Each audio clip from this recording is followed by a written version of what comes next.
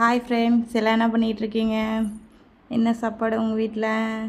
இன்றைக்கி நம்ம மிகி பாப்பாவுக்கு பிடிச்ச பாதாம் அல்வா செய்ய போகிறோம். அதுக்காக மிகி காலையில் எழுஞ்சி ரெடியாகி பாதாம் உரிச்சிட்ருக்காங்க. உங்கள் வீட்டு குட்டீஸ்க்கு என்ன ஸ்வீட் பிடிக்கும் கமெண்ட் பண்ணுங்கள்.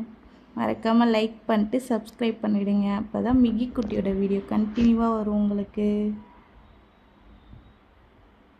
எவ்வளோ அழகாக உரிச்சு போட்டுட்ருக்காங்க தம்பி. ஒன்று வரீங்க தங்கம். எல்லாருக்கும் ஹாய் சொல்லுங்கள். இந்த கையில் சொல்லணும். ஹாய் சொல்லுங்கள். மேலே தூக்கி சொல்லுங்கள். ஹாய் லட்டு. என்ன பண்ணுறீங்க?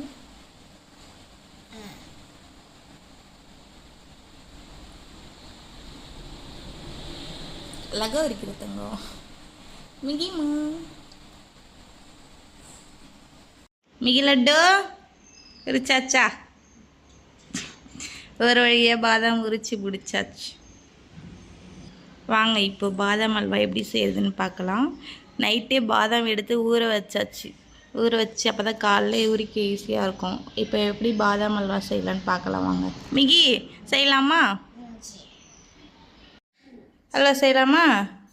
பாதாம் எடுத்து கொட்டுங்க மிக்சியில்.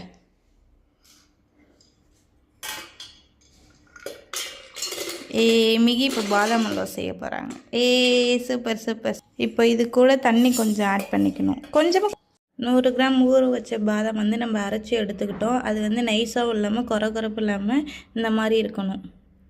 இந்த மாதிரி அரைச்சிக்கோங்க.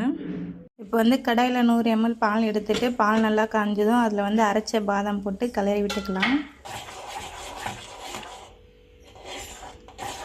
பாதாம் கொட்டி மிக்ஸ் பண்ணதுக்கப்புறம் நம்ம ஒரு 3 நிமிஷத்துக்கு அப்புறம் சர்க்கரை கொட்டி கிண்டி விட்டுக்கலாம். அதுக்கப்புறம் நம்ம பாலில் குங்குமப்பூ போட்டு ஊற வச்சுருந்தோம், அதையும் மிக்ஸ் பண்ணிக்கலாம். மிக்ஸ் பண்ணி நல்லா கிளறி விடுங்க. 50 ml நெய் கொஞ்சம் கொஞ்சமாக சேர்த்து நம்ம கிளறி விட்டுக்கலாம்.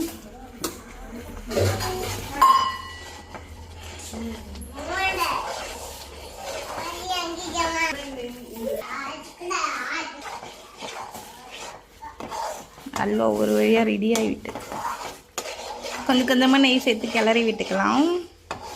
நம்ம செஞ்ச அல்வா ரெடி ஆகிடுச்சு. இப்போ மிகி சாப்பிட்டு எப்படி இருக்குன்னு சொல்ல போகிறாங்க.